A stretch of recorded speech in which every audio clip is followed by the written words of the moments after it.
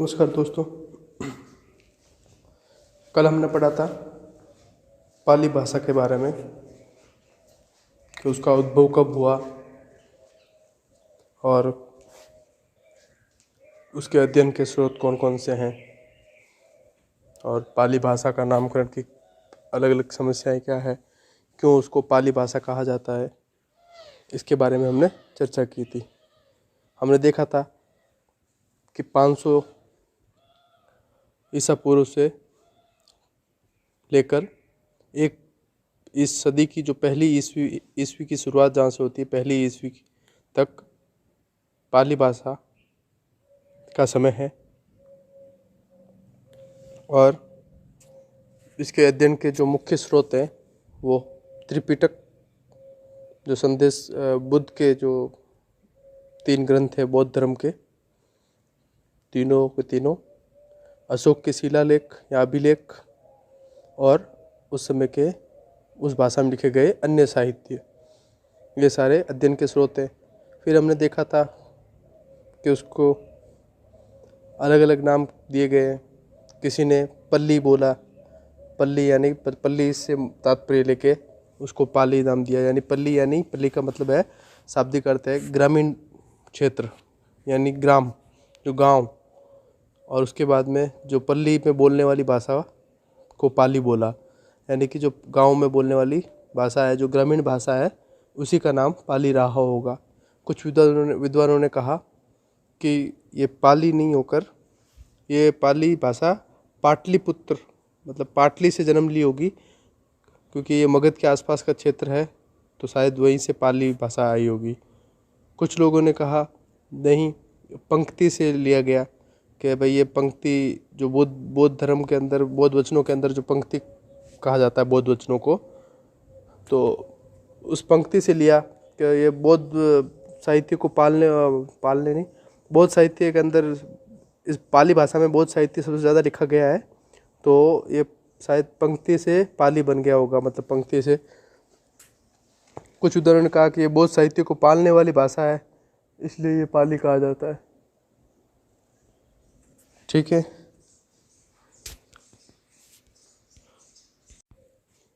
कुछ लोगों ने बौद्ध धर्म को पालने वाली भाषा के रूप में इसका जिक्र किया है, और कुछ लोगों ने कहा कि ये प्राकृत जो भाषा रही उसी का ही तद्भव रूप है, मतलब प्राकृत की भाषा का एक विशिष्ट रूप पाली है, जो पहले पाइल हुआ फिर पाली हो गया।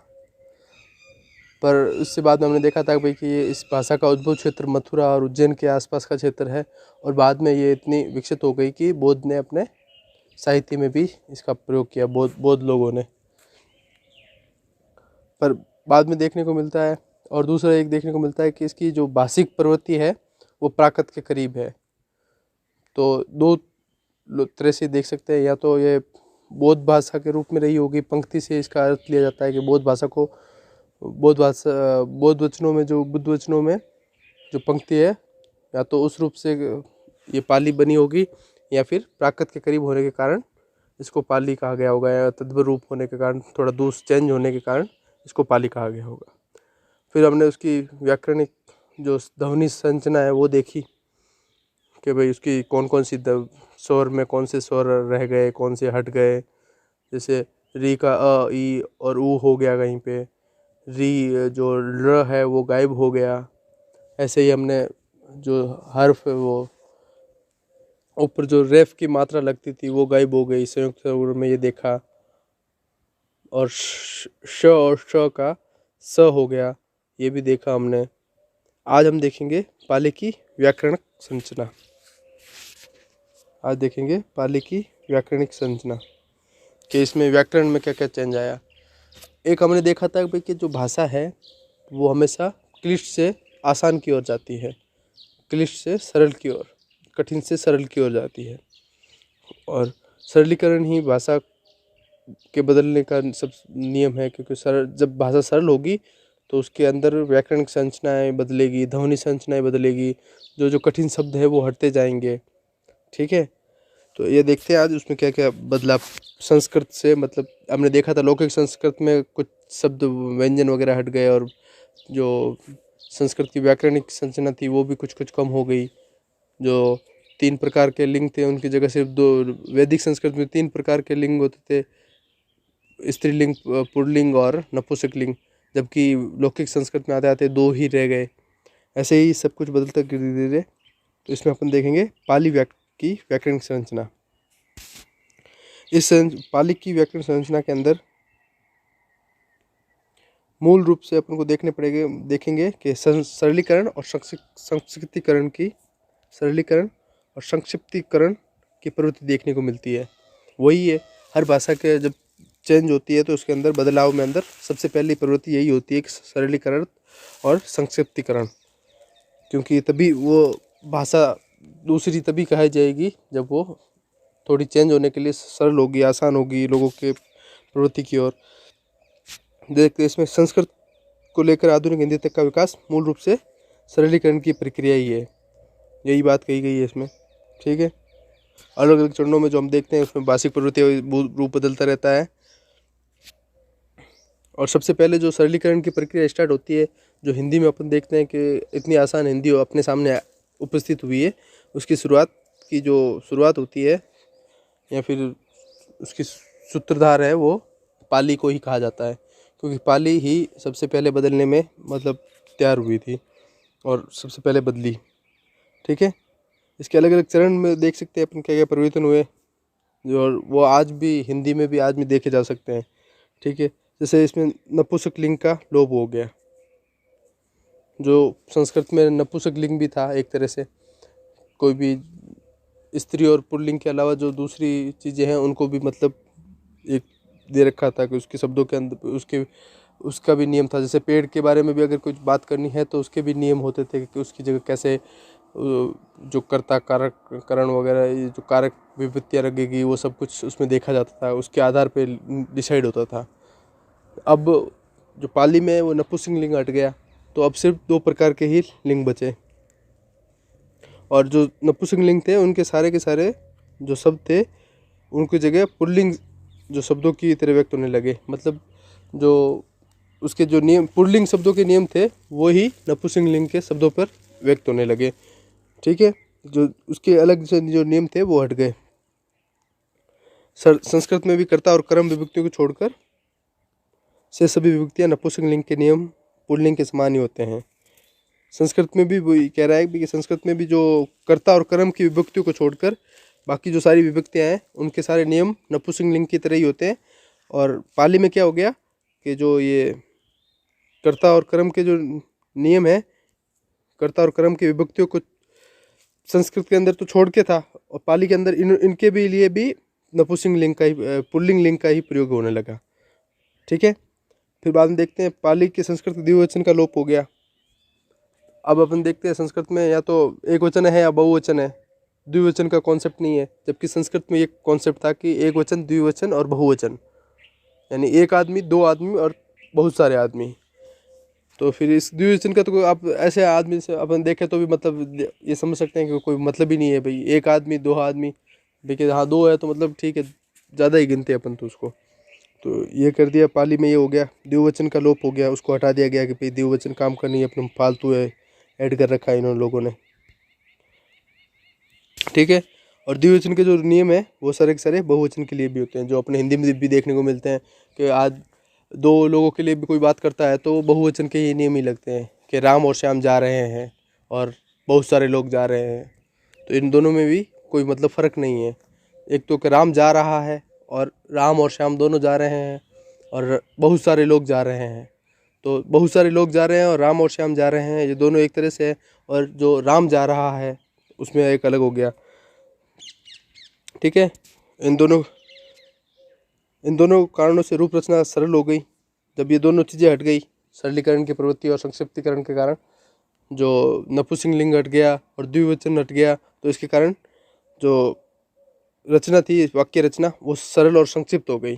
ठीक है, और इसमें क्या हुआ कि संस्कृत में अपन देखते हैं कि संस्कृत में एक ही शब्द के 3 लिंगों और 3 वचन होते थे। तो उस कारण क्या होता था कि कुल 72 या उस कम से कम 54 रूप बनते थे उनके कर्ता विभक्तियों के, लट लकार के, जो आपने पढ़ा होगा।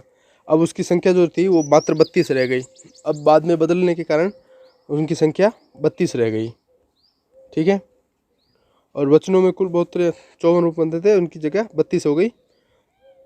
और एक लिंग और एक वचन को समाप्त करने के कारण जो अतिरिक्त अन्य कारणों की रूप रचना में भी सरलीकरण आया। ठीक है, जो एक और लिंग और एक वचन को समाप्त कर दिया तो जो अन्य कारण और भी उसके अलावा भी और कई कारणों से जो सरलीकरण आया। मतलब सिर्फ ये दो चीज़ों से नहीं, इनसे काफ़ी हो गया। 54 और कम से कम 54 बनती थी रूप, अलग अलग प्रक्रिया मतलब जो बनते थे जा रहे हैं उसमें। ठीक है, उनकी जगह अब सिर्फ 32 रह गई थी। और इनके अलावा भी कई चीज़ों के कारण बदलाव आया, तो वो देखते हैं। एक तो सबसे ज़्यादा प्रवृत्ति बदली उसमें होता है कि व्यंजन जो व्यंजनांत होते थे लास्ट में वो हटने लगे, उनकी जगह पे स्वरांत होने लगे। लास्ट में जो व्यंजन का लग के सिर्फ हलंत लगा देते थे, कोई भी व्यंजन लग के। अपन देखते हैं कि व्यंजन और स्वर में क्या फ़र्क है। जो पूर्ण वर्ण है, पूर्ण वर्ण में व्यंजन के पीछे स्वर लगने से शब्द एक वर्ण पूर्ण होता है, जबकि व्यंजन के पीछे कुछ स्वर न लगाने से व्यंजन अधूरा ही रहता है। ठीक है, तो उस व्यंजन को हटा के उसकी जगह या तो पूरा स्वर लगाने लगे या फिर उसके पीछे ही हलंत को हटा के स्वर लगाने जोड़ने लगे, या तो अंतिम व्यंजन हलंत व्यंजन हटाने लगे या फिर उसके पीछे स्वर लगाने लगे। ठीक है, अंतिम हलंत व्यंजन जो आपने इसमें भी देखा था, कल देखा था कि हलंत जो थे पीछे हलंत वाले व्यंजन थे उनको व्यंजन समेत ही हटाने लगे आसानीकरण की प्रवृत्ति में। तो ये जो त के रूप में जो हलंत है उनको हटा दिया गया, न को हटा दिया गया, चल के अंदर स्वर जोड़ दिया गया, अ की प्लस अ की मात्रा जोड़ दी तो ये चल हो गया। ठीक है, ये हलंत हट के। और इसके बाद में अपन देखते हैं सरलीकरण पर और भी कई कारण है, जैसे विभक्तियां और प्रश्नकों की जटिलता दूर करने का प्रयास किया गया। ठीक है, विभक्तियां और प्रश्न की जो आसानी करने के लिए, जटिलता को दूर करने के लिए प्रयास किए गए कि जो मुश्किल हो रही थी उनका भी मतलब हल निकाला गया। जैसे कर्ता और कर्म कारक बिना विभक्ति या प्रश्न के व्यक्त होने लगे, उनके पीछे कोई भी प्रश्न या विभक्ति नहीं लगने लगी। ठीक है, करण और अपादान, तृतीय और पंचमी के अंतर समाप्त होने लगे। कभी कभी इन कर्म और अधिकरण द्वितीय और सप्तमी तथा कभी कभी करण और अधिगम तृतीय और सप्तमी एक जैसे होने लगे।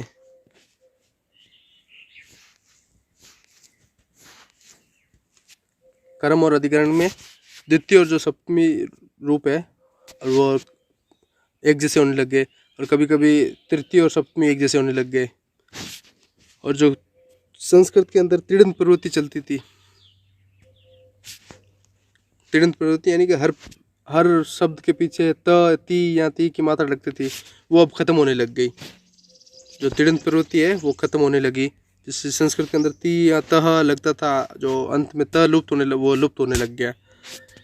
ठीक है, जैसे पठती था तो पठई हो गया, करोती था तो करोई हो गया, त हट गया दोनों के अंदर।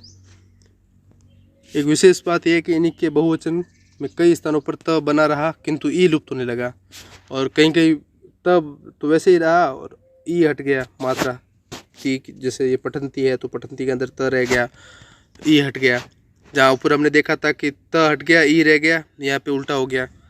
ठीक है, और जो लट लकार की भविष्यकालिक क्रियाओं में प्रयुक्त होने वाला इससे पाली में श हो गया, शस्य हो गया। जो संस्कृत में आपने देखा था कि लट लकार की प्रवृत्ति चलती है, पठन पठन पठन तीन, करंत करंत करों तीन, वो वाला। तो उसमें जो बीच में इस ये हट गया और उसकी जगह स हो गया। जैसे करिष्यति तो करिष्यई, पठिष्यति पठिष्यई, ये हो गया। और इसके अलावा पाली की जो क्रिया रचना है उसमें भी विशेष बदलाव होने लगा। जो क्रिया रचना है उसमें हिंदी में प्रयुक्त होने वाली भूतकालिक क्रियाओं का विकास होना आरंभ हो गया था।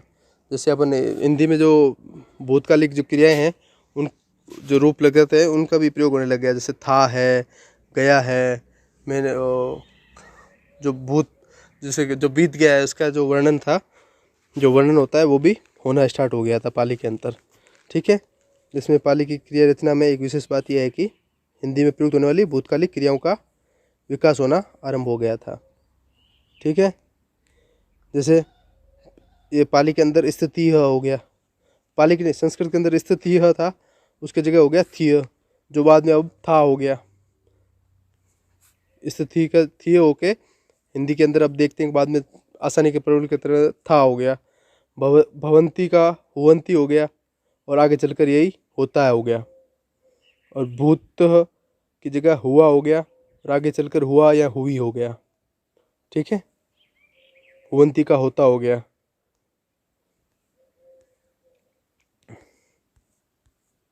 इसके अलावा अपन को शब्दकोश की जो प्रवृत्तियाँ हैं उनमें भी बदलाव देखने को मिलता है, कैसे उसमें बदलाव होता है।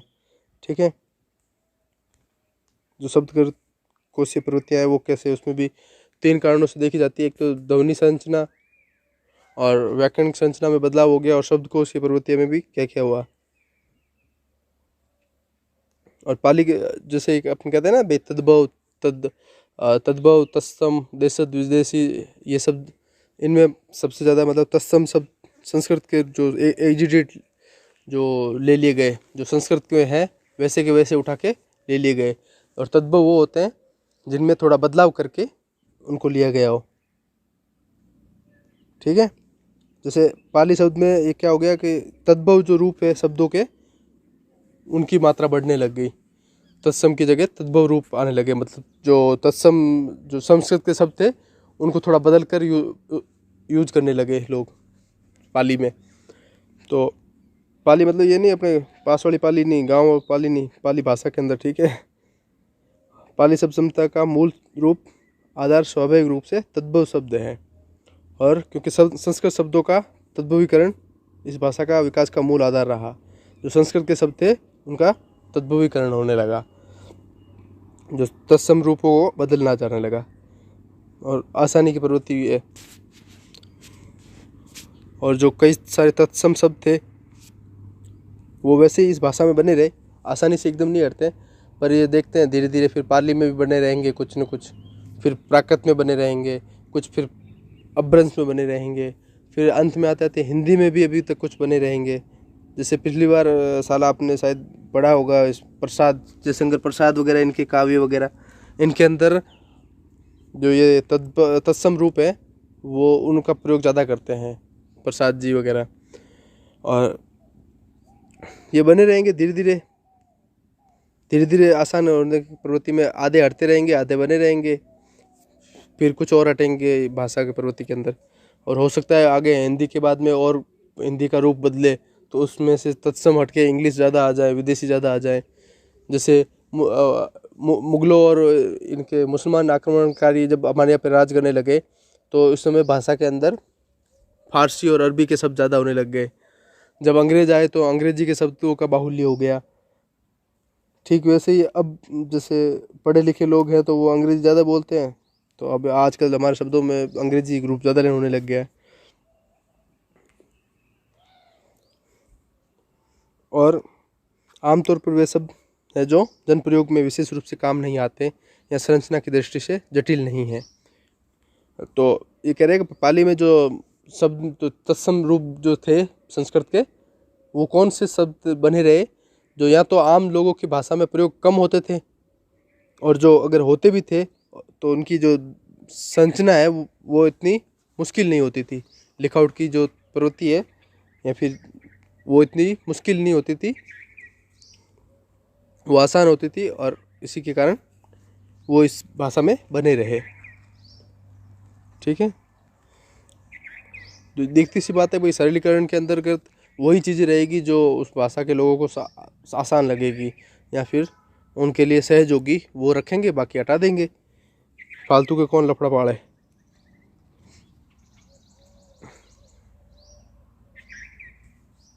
और इस काल में भाषा का विकास तेजी से विकेंद्रिक पद्धति से होने लगा।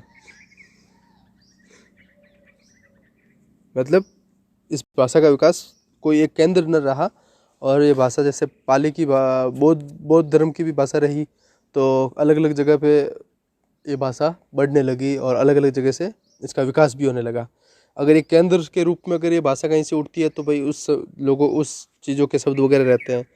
ये जब अलग अलग जगह से बढ़ने लगी, जैसे जैसे भाषा का विस्तार हुआ तो उसके अंदर देशज जो हमारे देश के शब्द है वो, और अलग अलग क्षेत्रों के जो शब्द है आंचलिक, और उसके स्थानीय कहीं किसी जगह के अलग अलग स्थानों के शब्द भी उसमें जुड़ने के लगे, और इससे पाली की भाषा में भी, और जो भाषा शब्दकोश प्रवृत्ति है, शब्दकोश है, वो बढ़ने लग गया।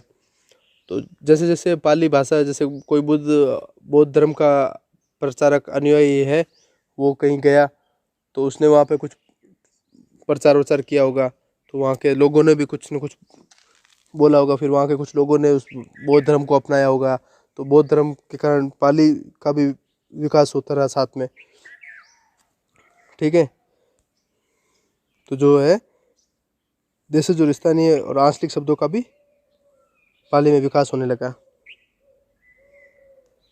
तो ये देखने को मिलता है, अच्छे से होता है। जैसे उदाहरण के लिए धर्ण जो स्त्री को कहा गया, बप जो पिता को कहा गया, ढेकणी ढक्कन को कहा गया, ये सारे शब्द आम स्थानों के हैं, कोई संस्कृत से नहीं आए।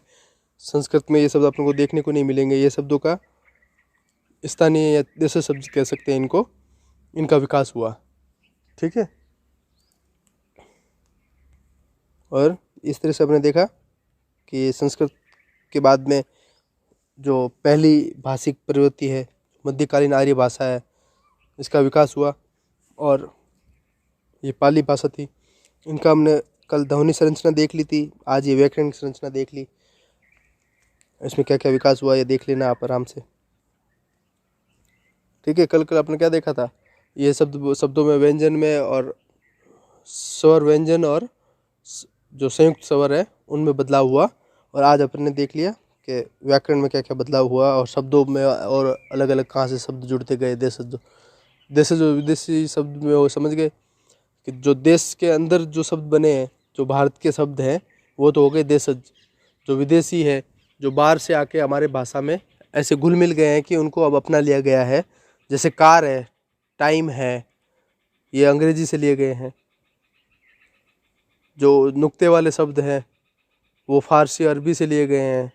ऐसे शब्द जो बाहर से आए और हमारी भाषा के अंदर गुण मिल गए, तो वो शब्द विदेशी शब्द हो गए। और तत्सम और तद्भव शब्दों के अंदर क्या डिफरेंस है?